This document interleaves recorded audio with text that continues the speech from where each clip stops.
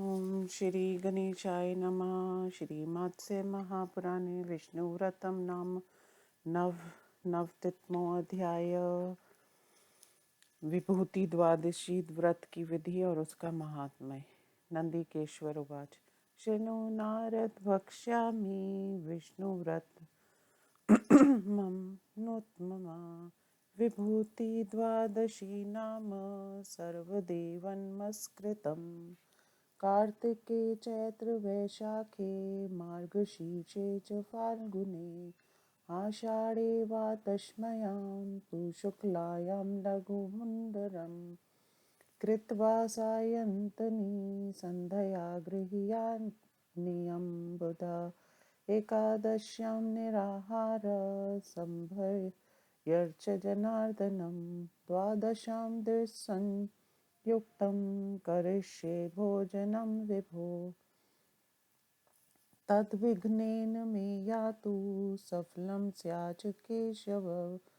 नमो नारायणायेति वाचयं च स्वपतानिशि तथा प्रभात उत्थाय कृत्स्नाञ्जपशुचि पूजयेत् पुण्डरीकाक्षं शुक्लमाल्यानुलेपने विभूयते विभूतये नमः पादाव शोकाय च जानुनि नमः शिवायेत्यरुः च विष्णुते नमः कटिं कन्दर्पाय नमो मेढ्रमादित्याय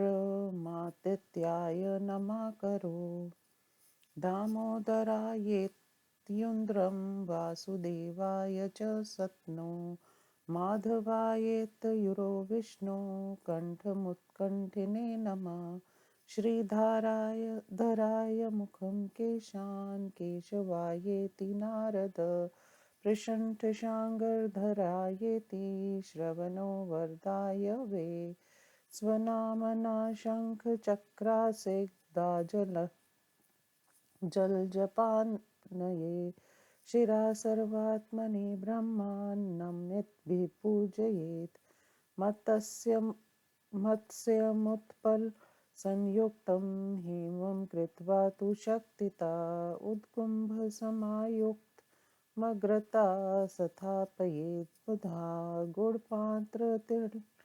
तिलैर्युक्तं सितवस्त्रभिवेशितम् रात्रौ जागरं कुर्यादितिहासकथादिना प्रभातायां तु शर्वया ब्राह्मणाय कुटुम्बिने सकान्नोत्पलं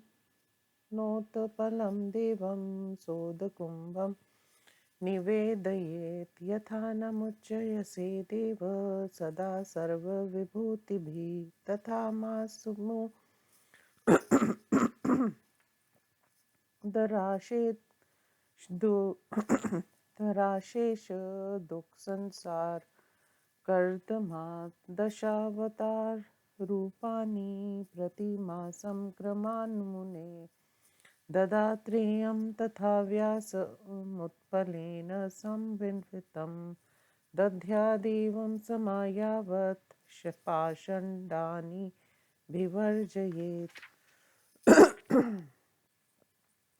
समापयेवं यथाशक्त्या द्वादशी पुनः सन्वन्तसरान्ते लवन् पर्वतेन समन्वितं शयां दयानमुनिश्रेष्ठ गुरुवेधेनु संयुतां ग्रामं च शक्तिमान् ध्यात क्षेत्रं वा भवनान्वितं गुरुं सम्पूजय विधिवद् वस्त्रालङ्कारभूषणे अन्यानपि यथाशक्त्या भोजयित्वा द्विजोत्तमान् तर्पयेद् वस्त्रगोदाने रत्नोधनसञ्चये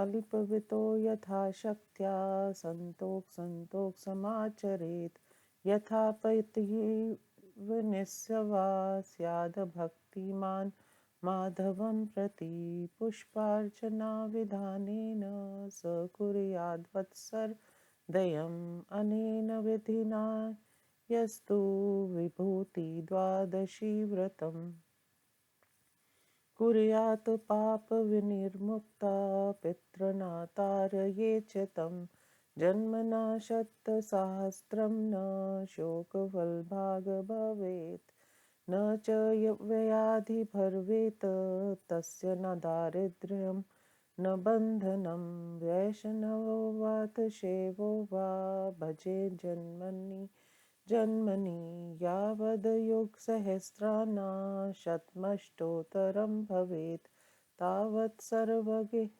सर्वगे वसेद ब्रह्माण्ड भूपति क्षपूर्ण भवेत् इति श्रीमद् महापुराणे विष्णुव्रतं नाम नवनवतितमो अध्याय। हिंदी अनुवाद। नंदिकेश्वर बोले, नारद जी सुनिए, अब मैं भगवान विष्णु के विभूति द्वादशी नामक सर्वोत्तम व्रत का वर्णन कर रहा हूँ, जो संपूर्ण देवगणों द्वारा अभिवंदित है।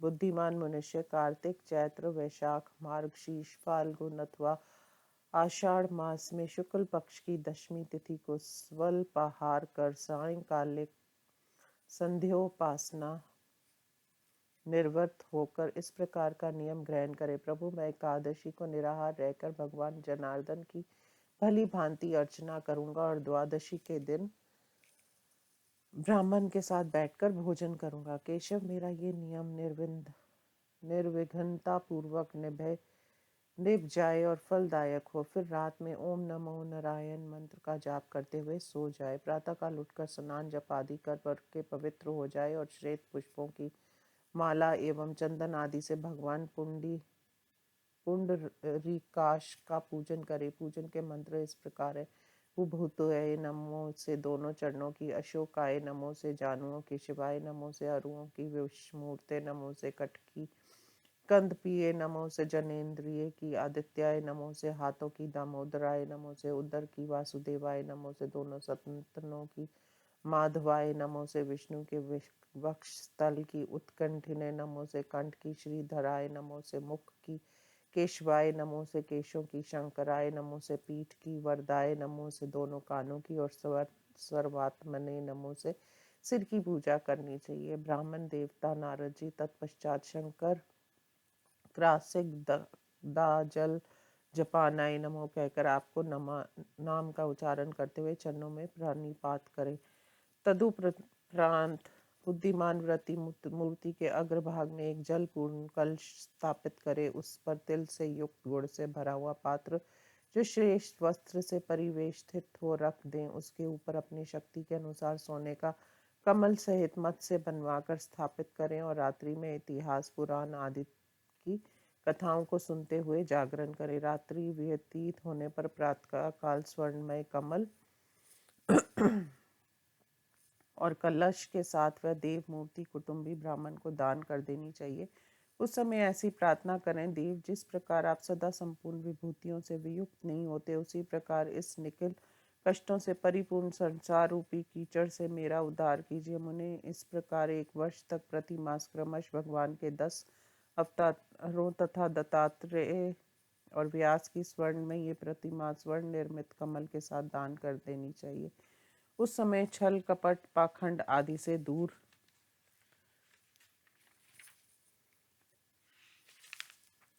रहना चाहिए।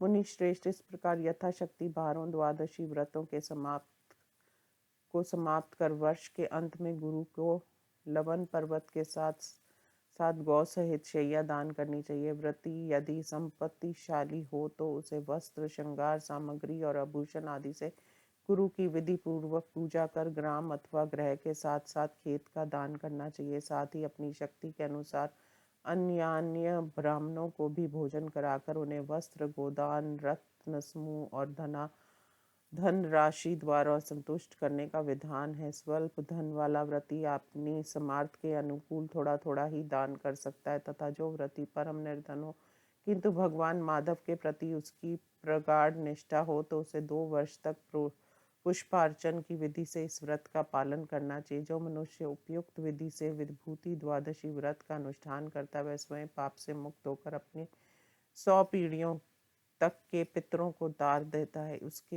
1 लाख जन्मों तक ना तो शोक रूप फल का भागी होना पड़ता, न व्याधि और दरिद्रता ही घेरती है तथा ना बंधन में ही पड़ना पड़ता है। वह प्रत्येक जन्म में विष्णु अथवा शिव का भक्त होता है। ब्राह्मण जब तक 108 सहस्त्र युग नहीं बीत जाते तब तक वह स्वर्ग लोक में निवास करता है और पुण्यशील होने पर पुनः भूतल पर राजा होता है। इस प्रकार श्री मत्स्य महापुराण में विभूति द्वादशी संबंधी विष्णु व्रत नामक 99वां अध्याय संपूर्ण हुआ। ओम नमो शिवाय।